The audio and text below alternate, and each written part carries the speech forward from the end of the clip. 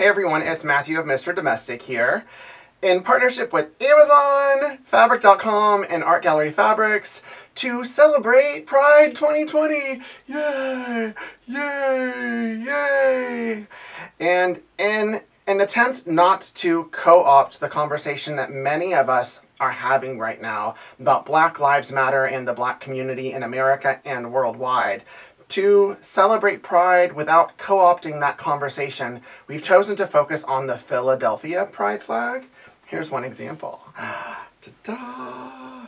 For those that aren't aware of this version of the Pride flag, it was developed in 2017 in Philadelphia to add the black and brown colors to the traditional Pride flag to showcase that even within the queer community, black and brown voices are minimized, if present at all. So as we celebrate Pride, this is also an opportunity to uplift black and brown voices within the queer spaces and the community at large.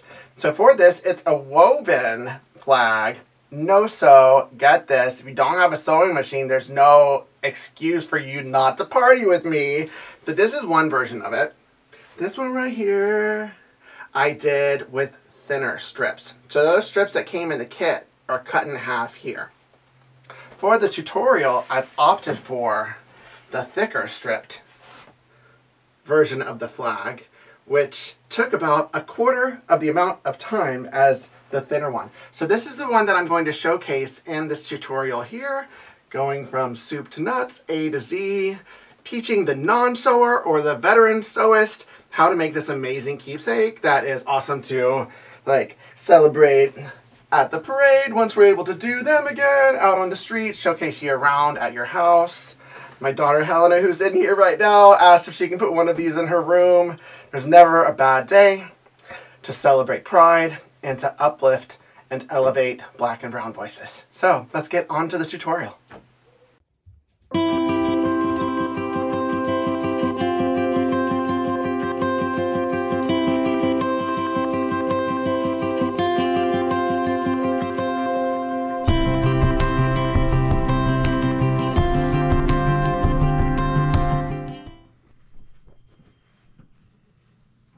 The first thing that we need to do is to cut the strips for the weaving.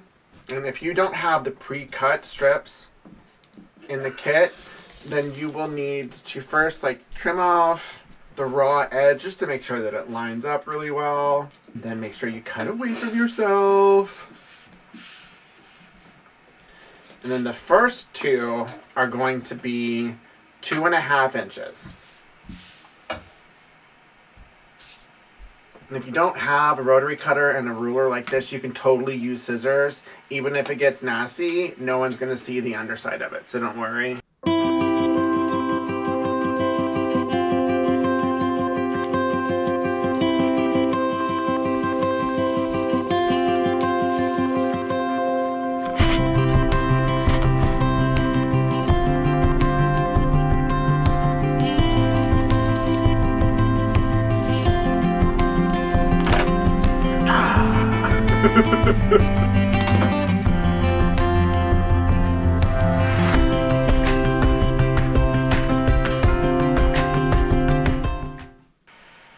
And then the next ones at this color, this is only for the purple and the black.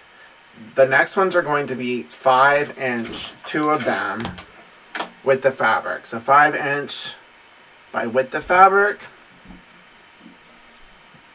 For those of you who are new, if you see the acronym WOF, it doesn't mean woof woof, it means width of fabric. That's what that acronym means. So you need 2 of them this size. Like so. Just one more 5-inch width of fabric. And then you have an extra to make an ascot or something.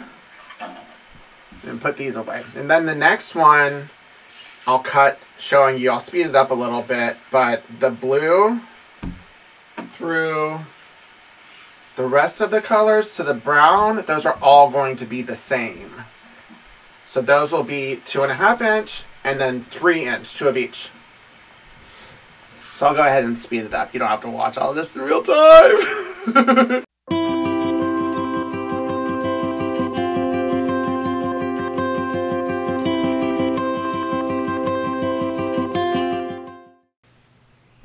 So now that I've cut all the blue with the 2 different cuts, 2 at 2.5 with the fabric, 2 at 3" with the fabric, the colors green, yellow, orange, red, brown also have the same cuts on them. And then the purple and black fabrics are the same. Remember, with the purple cuts, there were 2 with the fabric that were 2.5 inches, and then 2 with the fabric that were 5 inches. So these are all the cuts. Ta-da! So I placed everything in gradient order with the 2.5 inch strips on top, and now I'm just gonna take those because those are the first ones that we're gonna prepare. And then the others I'm just gonna stack up, move them out of the way, and go to town with the preparation. So let's make some strips, folks. And I'm gonna start out with the purple because it's Helena's favorite color and she told me to. That's my daughter, for those who don't know. And if you've never used an iron before, you have to plug it in, and then I like to prepare my strips using high heat and like a medium steam. And then fold over it. I'm just gonna estimate, it's roughly like 1/2 inch. Just try to make sure that they're all about the same as you go in measurement. And just press it all the way down one length. And then after this side is pressed, then we'll flip it around and do the other side, just making sure, instead of trying to get it at like a 1/2 inch fold, that it lines up with the opposite raw edge to where it's almost a flush underside. So let's finish this one up. Now I'm gonna flip it over and get started, and I'll fast forward so that you can see it.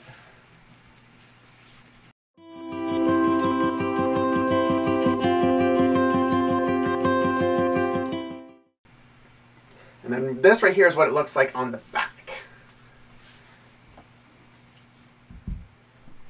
Now let's get all of our strips prepared and get ready to put down the first layer. So the first thing we have to do is pin the interfacing textured side up on whatever you've chosen to pin your weave onto. I taped up 2 foam boards that I got together. Each one is like 20 by 30. Tape those together, but if you have a yoga mat, that'll work. If you have cardboard, that'll work. Just anything big enough that you can stick a pin in and it'll stay in place and you won't get in trouble, that's gonna work perfectly.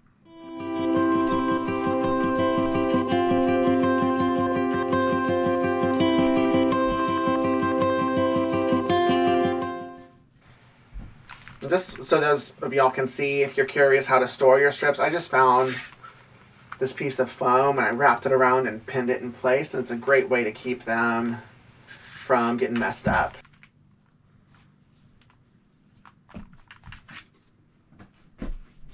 So now I'm going to start out with the purple on the bottom. I'm going to try and line it up as horizontal as I can eyeball, but then I'm going to take a ruler after and just make sure that it's even. And then from here, since these are thicker strips, for the most part, they should line up perfectly parallel, but in the event they don't, or you want to double check throughout, just use a ruler on top and make sure that the distance from the top to the bottom is the same as you go, and that should work fine. Now I'm going to lay all of layer 1.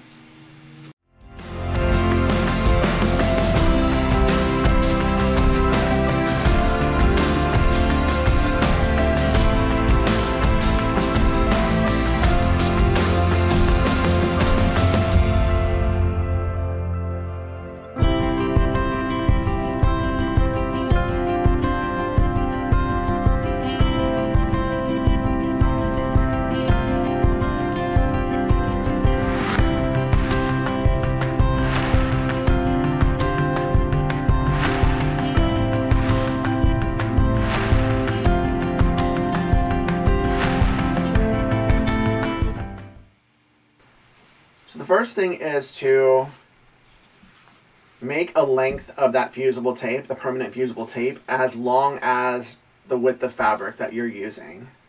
So roughly about 42, 43 inches. Place it on the bottom Sometimes it's tacky enough to stay. Sometimes it's not tacky enough to stay. I have found that if I heat up where I'm going to place it right before I place it down, that's enough to keep it in place. But just go across the bottom like so until it gets to the other end. And then I'm gonna like heat set that tip right here. And then that's enough to keep it in place. Let it cool so that it doesn't stretch, and then just yank the rest of it all and it should all stay there. If not, you can always put it back in place. And ta-da!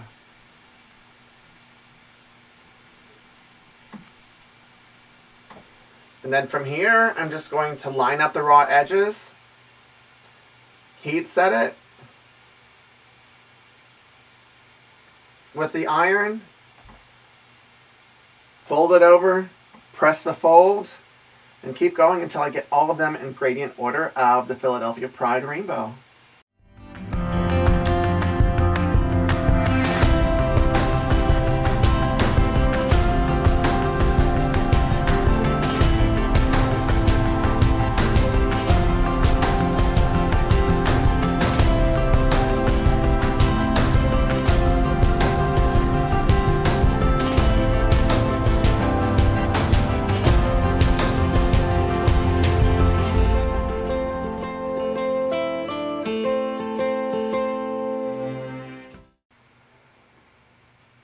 And then once you're done with all 8 colors and it's pressed, then we're going to prepare them the same way that we prepared the other strips. Just now they're going to be rainbow strips instead of a solid color, and they're going to be folded and prepared exactly the same way.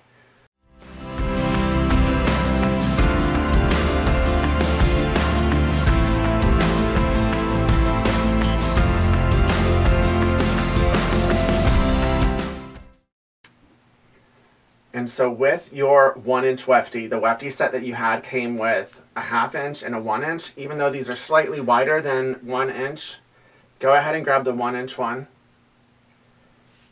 And then weave it over, under, over, under. It's a standard basket weave all the way across. This right here, I'm showing you at first how I use my fingers. That creates a slight pinch on the fabric. So this is where that purple thing will come in. If you can use that purple thing to lift up the fabric a little bit, it will avoid that pinch in the fabric. And I'll do one more with my fingers, and then I'll show you using that purple thing in the fast forward. So once you get to the next one, on either side of this strip, you're just going to alternate. So the first one started over, the next one's going to start under, and then it's under, over, under, over, under, over, under, over, under, over, under, over, all the way across. And then once it's woven through the first layer, just make sure to scooch it all the way over as close as you can next to the initial one, pin it in place, and then we're good to go. And just keep doing this until you're all out of the rainbow strips.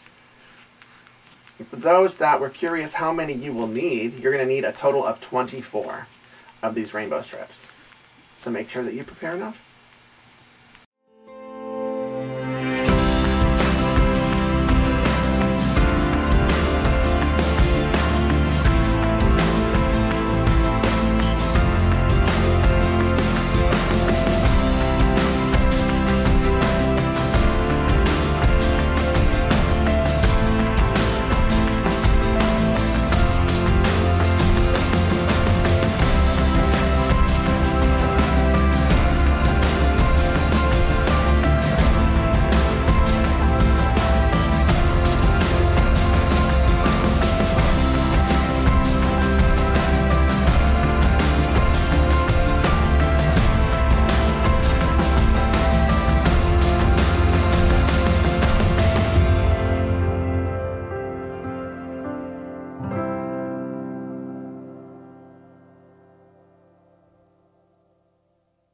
And now that this weave is complete and maximally ooh la la va va boom, we want to set it. There are a number of steps that I use just to make sure that this weave is secure before I remove it from the board.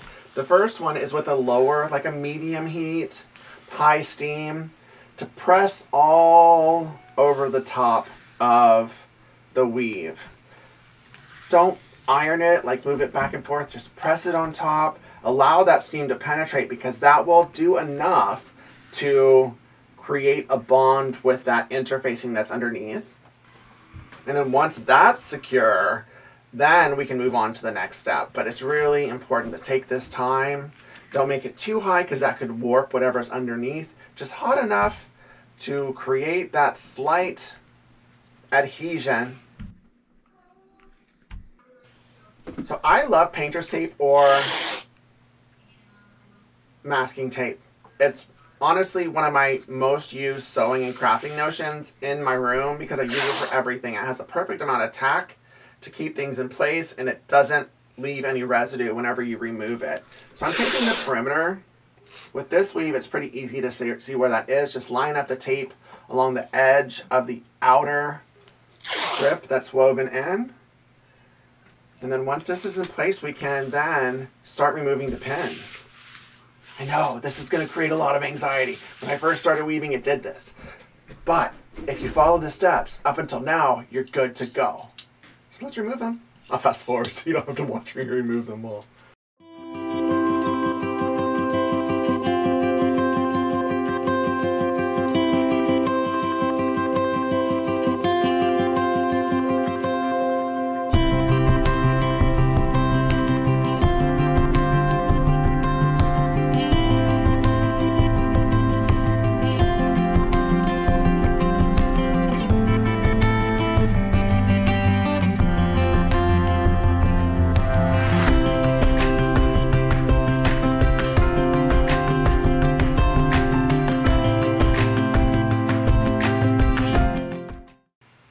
And seriously, this is good to go at this point to pick it up and take it over to an ironing board. But just so that I can show you, I'm doing this in sections. So I'm going to fold over one half of it. See how it's lightly adhered? Now it's time to go to town, high heat, high steam. Press all of this per the instructions of the interfacing that you have, just to secure that bond with the interfacing. And for the most part, it's not going to come undone once it's secure with that bonding. So I'm going to do all of this on one side. Then once this is secure, I'm going to flip it over to the other side and then make sure to secure the center. And then from that, it's on to the next step. Fast forward.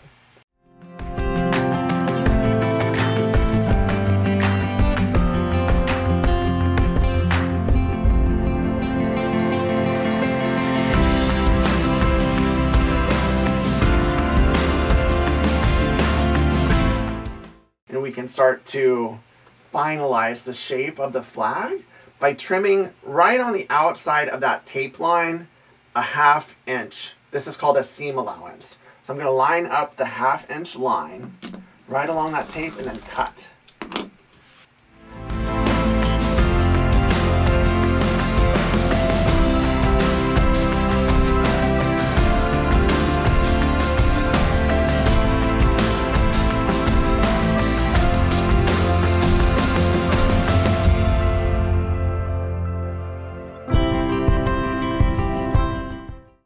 So now that it's perfectly rectangular, I'm going to affix some of that permanent tape around the edges of the back of the finished and trimmed weave.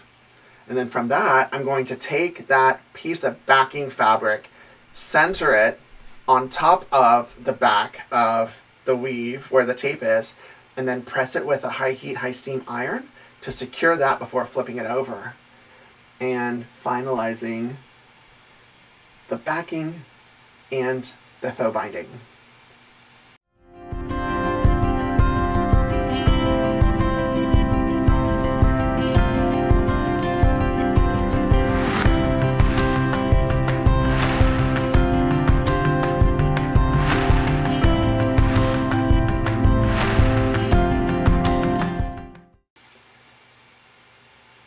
Now that the back is secure, it's time to trim around the edge of the backing fabric, and I'm going to trim 1 1/4 inches all the way around, doing one edge at a time just to ensure that it's ting crisp before I move on to the next one. And I'm going to do both of the sides before I do the top and the bottom.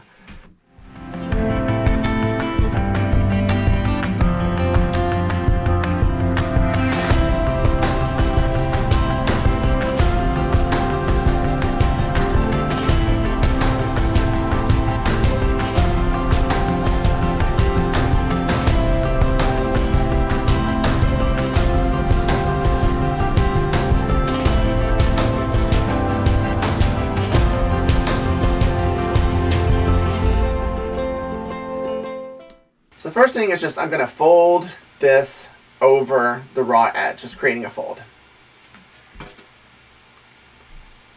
Then next, I'm going to fold that folded part, lining up that raw edge on the fold line.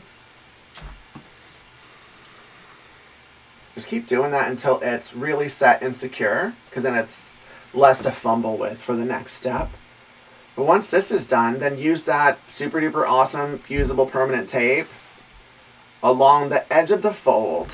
More than likely, it's going to shift just because there's not going to be enough tack to it. Just put it in place as you fold this over the weave, and then press it in place. And it's a clean border that you can now do to all 4 sides.